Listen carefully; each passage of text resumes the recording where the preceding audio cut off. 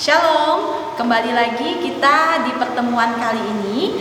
Ibu akan membahas tentang bagaimana cara kita mengukur suatu benda menggunakan alat ukur panjang, yaitu mikrometer sekrup dan jangka sorong, beserta mistar dan penggaris atau penggaris ya.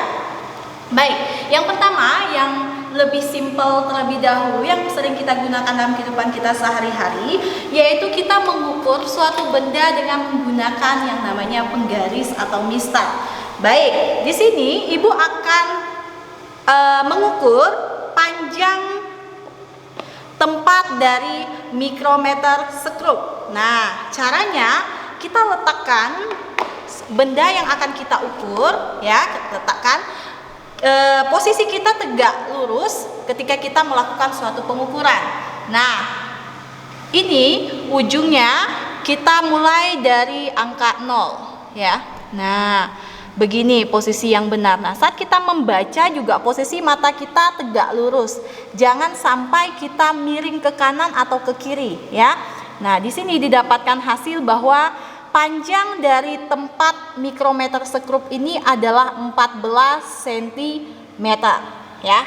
Baik, itu dia. Ibu rasa pengukuran dengan menggunakan mistar atau penggaris kalian sudah sangat-sangat menguasai, karena ini kita lakukan dalam kehidupan kita sehari-hari. Baik, yang kedua, Ibu akan mengajak kita semua untuk mengukur berapa sih panjang dari balok yang akan kita ukur menggunakan jangka sorong ini. Nah, ini Ibu mengukurnya dengan menggunakan jangka sorong. Caranya, perhatikan. Nah, ini harus kita buka terlebih dahulu kuncinya ya, supaya rahang sorong ini bisa kita gerakkan. Nah, ya. Kemudian benda yang akan ingin kita ukur, kita silakan letak di bagian sini. Ya, oke, sebentar. Nah, kita letakkan di sini. Kemudian ini untuk mendorongnya. Oke. Ya, sudah seperti ini. Kemudian kita kunci supaya benda yang akan kita ukur itu tidak jatuh. Nah, setelah kuat seperti ini, silahkan kita baca berapa hasil pengukurannya. Lihat di skala utamanya. Nah, bagaimana cara membaca menggunakan mikrometer jangka sorong ini? Lihat, 0 di skala non-use ini itu menjadi pembatas untuk kita membacakan yang ada di skala utama. Nah, Ibu tunjukkan ya. Jadi ketika 0 ini di skala non-use ini menjadi satu pembatas untuk kita membacanya. Jadi angka di skala utama sebelum dari 0 ini itu yang akan kita baca. Tetapi ketika dia sesudahnya, misalnya 2,1, berarti koma satunya ini sudah tidak termasuk lagi. Jadi sebelum dari 0 non-use ini, berarti pas di angka 2. Jadi skala utamanya itu adalah 2.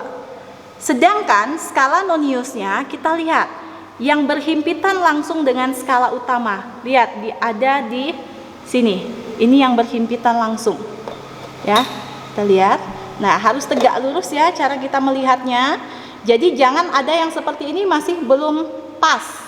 Nah, yang pas di sini ya itu nomor 1. Coba kamu lihat. Nah, ini ya, nomor 1. Dia tegak lurus berhimpitan dengan yang skala utama. Nah, jadi skala non-use-nya itu 1. Ya. Baik, coba kita aplikasikan kalau di soal. Nah, di papan tulis ini Ibu sudah gambarkan bagaimana kita menghitung panjang suatu benda ketika diukur menggunakan jangka sorong. Nah, lihat, ini dia. Yang Ibu maksud membacanya itu adalah nih. Ya. Jadi, untuk mengetahui berapa sih skala utamanya di jangka sorong ini, lihat. 0 yang ada di skala non-use, perhatikan ini adalah skala non-use. Ya, bagian atas ini adalah skala utama. Nah, untuk membaca skala utamanya, 0 yang ada di skala non-use itu menjadi pembatas. Nah, jadi 2 cm ini adalah termasuk skala utama. Jangan ambil lagi setelah 2 ini, garis yang ini sudah tidak tidak termasuk skala utama lagi. Karena apa? 0 yang ada di nonius ini menjadi pembatas. Nah, batasnya. Jadi skala utamanya ini adalah 2 cm. Kita tulis 2 cm. Ingat, satuan di skala utama ketika kita mengukur menggunakan jangka sorong itu satuannya cm. Sekarang kita akan melihat berapa sih skala noniusnya. Nah, lihat, ini adalah nonius. Lihat garis mana sih yang berhimpitan langsung dengan skala utama yang di atas. Nah, ini lihat. Ya, ada di angka nomor 5. Angka 5. Ini yang berhimpitan langsung. Ya. Jadi satu garis, seperti satu garis itu artinya berhimpitan. Nomor 5. Nah, bagaimana? Tidak langsung kita masukkan di skala nonius, tapi mencarinya adalah tulis dulu angka 5 ini dikali dengan tingkat ketelitian alat ukur jangka sorong, yaitu 0,1 mm sama dengan 0,5 mm. Nah, di sini satuannya berbeda. Yang di skala utama cm, yang di skala nonius mm. Jadi salah satunya harus kita ubah. Jadi sekarang yang Ibu akan ubah itu adalah skala nonius. Kita akan ubah ke cm. Milimeter ke centimeter itu naik atau turun. Ya. Nah, milimeter ke centimeter itu adalah naik 1 tangga. Berarti dibagi, ini adalah dibagi 10 cm. Nah, 0,5 ya, Ibu tulis di atasnya 0,5 dibagi 10 cm sama dengan 0,05 cm. Barulah kita tulis di bagian sini 0,05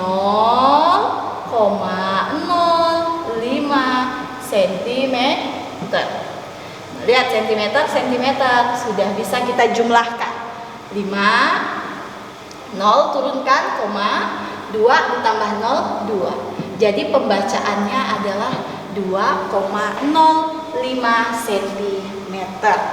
Nah, begini ya cara menghitung menggunakan alat ukur yang dinamakan jangka sorong, bukan mikrometer skru ya.